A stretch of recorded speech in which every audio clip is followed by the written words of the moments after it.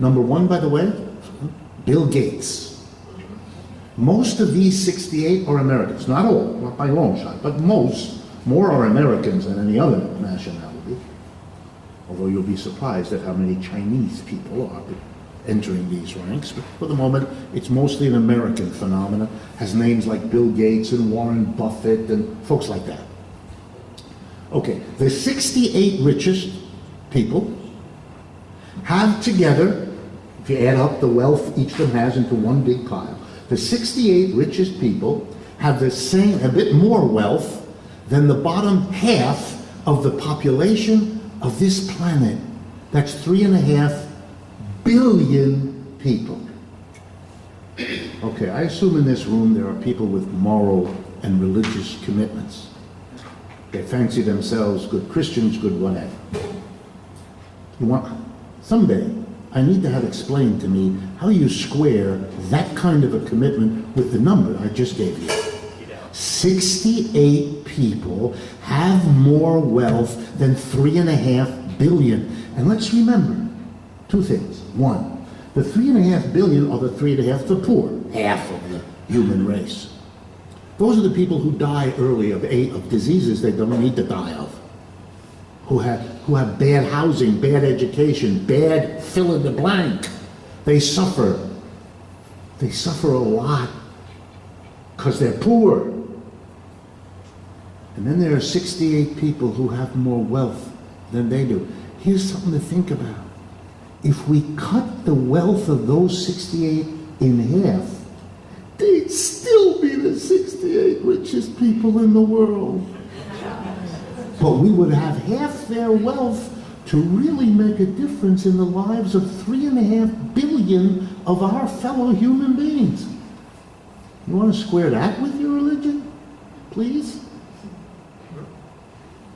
Now let me drive home what I mean. I kind of know these numbers are hard. I'm going to stay with Bill Gates. I have nothing against Bill Gates. I've never met Bill Gates. I'm sure he's very nice and pets his dog. I'm sure. If he has a dog. If not, he pets something else. Bill Gates has about $80 billion. And I thought you might be interested in what that means, in case you've never thought about it. Here's what people with that kind of money do. They hire an enterprise, or a group of them, to manage their money because they don't know how to do it, they're not interested in doing it, and it's boring.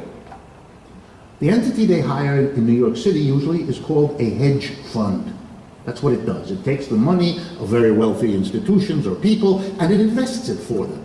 And a typical hedge fund today in New York, if it were approached by Bill Gates, would say to him, we'll make you a clean net, after taxes and so on, 5%. They would probably offer more, but 5% is easily okay. So let's do the math. 80 billion roughly, 5%. Works out, I mean, these numbers are rough, I did the arithmetic exactly, so stay with me on this. That works out to, get ready, $82 million a week. That's why Bill Gates does not buy lottery tickets. He doesn't have to. He wins the lottery every week anyway, without buying any tickets. Buying tickets is for people who don't know better, like you and me, who really don't buy them to win anything. We buy them for the few hours of fantasy when we imagine what we might do if we won, which is all we're ever going to get out of buying that ticket. He doesn't need a ticket, does he? $82 million a week. What in the world is going on? That is the fruit of the capitalist system. This is a system that produces that kind of wealth concentrated in a tiny number of people. You know where you have to go in history to get back to this kind of a level? The ancient pharaohs of Egypt. That's how much progress we've made in the intervening thousands of years. We wended our way back to that level of inequality.